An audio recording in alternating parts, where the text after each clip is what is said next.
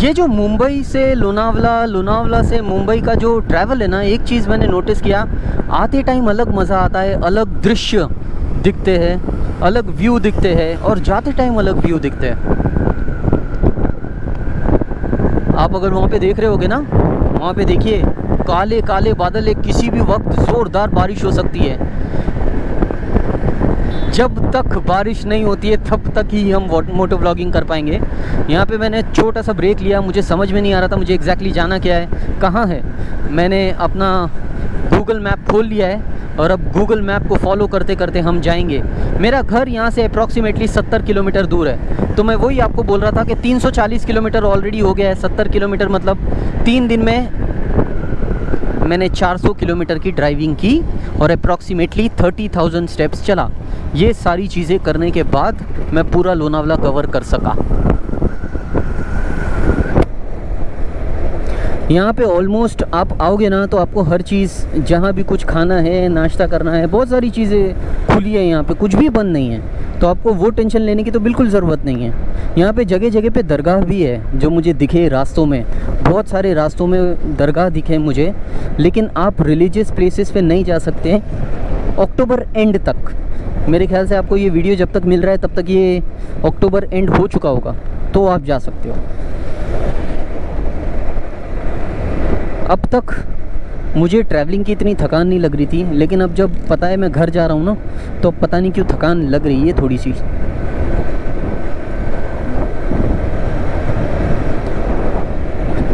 सत्तर किलोमीटर दूर, 65 kilometre, 65 kilometre दूर है अभी हम हमारे घर से। लेकिन क्या व्यू है ना, वो पहाड़, वो ग्रीनरी, और वो ग्रीनरी के बीच में से यहाँ पे रास्ते भी बहुत अच्छे। ऐसे जाना बड़ा मज़ा आता है, ऐसा ट्रैवल करने के लिए बड़ा मज़ा आता है। और इसीलिए एक्चुअली लोनावला में जो है ना, राइडिंग करने के लिए बहुत अच्छी अच्छी प्यारी प्यारी जगह है। आपको वहाँ पे गाड़ी चलाने में बड़ा मज़ा आएगा। और शायद इसीलिए और इसी रीज़न की वजह से लोग, बहुत सारे लोग एज अ बाइक राइडर वहाँ पे जाते हैं। बहुत सारी स्पोर्ट्स बाइक दिखती है आपको लोनावला में, बहुत ज़्यादा। बशर्त ये है कि आप लोनावला संडे आओ।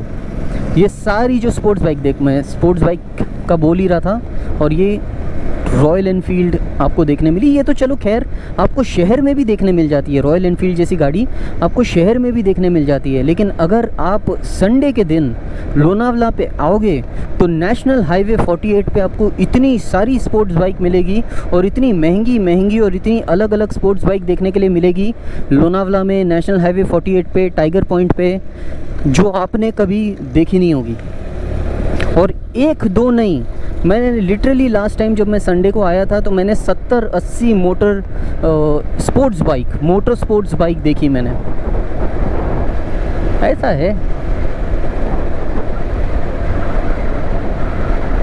वैसे अभी कुमार रिसोर्ट वगैरह, ये सारी चीज़ें, रिसोर्ट वगैरह चालू नहीं है, लेकिन रिसोर्ट का जो है होटल है वो चालू है। कुछ 4,000 रुपये ले रहे हैं वो लोग एक नाइट का, जिसमें 2 घंटे का रेन डांस देंगे वो लोग और ब्रेकफास्ट इंक्लूडेड।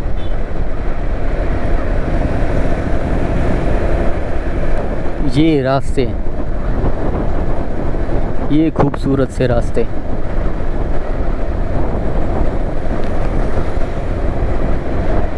ये झाड़, ये ग्रीनरी, इतना बड़ा पैच ग्रीनरी में तो मुंबई में हमें कभी देखने नहीं मिल सकता।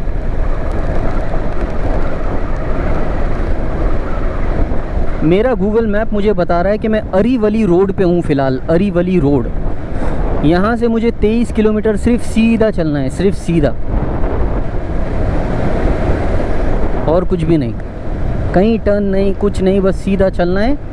एक स्पीड में गाड़ी को मैंने पकड़ लिया हूँ और मैंने लगभग छोड़ दिया हूँ। ना मैं एक्सीलरेट कर रहा हूँ, ना मैं गाड़ी की स्पीड कम कर रहा हूँ। एक ही स्पीड पे कंटिन्यूसली गाड़ी चल रही है और बस ठंडी हवा के मज़े लेते लेते मैं आगे बढ़ता जा रहा हूँ। और यही एक्चुअली आपका जो मेन एन्जॉयमेंट है मुंबई से लोनावला का, ये जो ट्रैवलिंग है, ये जो राइडिंग है, शाम के टाइम पे आपको बहुत मज़ा आएगा। एक एक्सपीरियंस आपके साथ शेयर करूँगा मैं। एक बार सालों पहले मैं यहाँ पे रात में ये रास्ते पे आया था, रात में, और दिसंबर का टाइम था, मुझे आज भी याद है, 5 दिसंबर था वो डेट। मैं अपने दोस्त के साथ आया था रात में। अगर आप इन गाड़ियों पे, इन रास्तों पे चलोगे, ख़ास करके बाइक पे, तो इतनी ठंडी हवा आपको पड़ेगी ना, इतनी ठंडी हवा आपको लगेगी कि मेरा पैर जाम हो गया था। लिटरली मेरा पैर जाम हो गया था, इतनी ठंडी थी। तो जनवरी दिसंबर के महीने में आपको यहाँ पे रात में तो बड़ी ठंडी पड़ेगी। जबकि मैं लास्ट टाइम जब इस टाइम में आया तो मॉनसून था। लास्ट टाइम में मॉनसून ख़त्म होने के बाद आया था, 15 से 20 अक्टूबर के आसपास मैं कभी आया था। लेकिन वो टाइम पे भी, इनफैक्ट अक्टूबर का जो महीना है ख़ास करके मुंबई में तो काफ़ी गर्म होता है, क्योंकि ये एक ट्रांसफॉर्मेशन महीना होता है। जो बारिश से हम विंटर की तरफ जाते हैं तो बीच में एक सीज़न होता है जिसका नाम मुझको नहीं मालूम, लेकिन ट्रांसफॉर्मेशन सीज़न हम बोल सकते हैं उसको। तो वहाँ पे ना गर्मी बहुत होती है मुंबई में। ओहो हो, रुक जाओ। वहाँ पे मुंबई में गर्मी बहुत होती है, लेकिन यहाँ पे लोनावला में वो टाइम पे भी काफ़ी ठंडी थी, क्योंकि हिल स्टेशन है, काफ़ी एल्टीट्यूड पे है, ऊपर है काफ़ी। तो यही है, ऐसा ही है। और ये है यहाँ के रास्ते। और अभी मुझे ऐसा लग रहा है कि बारिश होने पे है। जो भी है देखते हैं। पूरा ग्रीन पैच है, कोई रेजिडेंशियल एरिया मुझे कितने टाइम से दिखा नहीं है। छोटी छोटी दुकानें बीच बीच में दिख रही है भले, लेकिन पूरा ग्रीन पैच है, total green patch. National highway पे हमेशा मैंने एक चीज़ नोटिस की है कि कभी वो लाइट के खंभे कभी नहीं होते।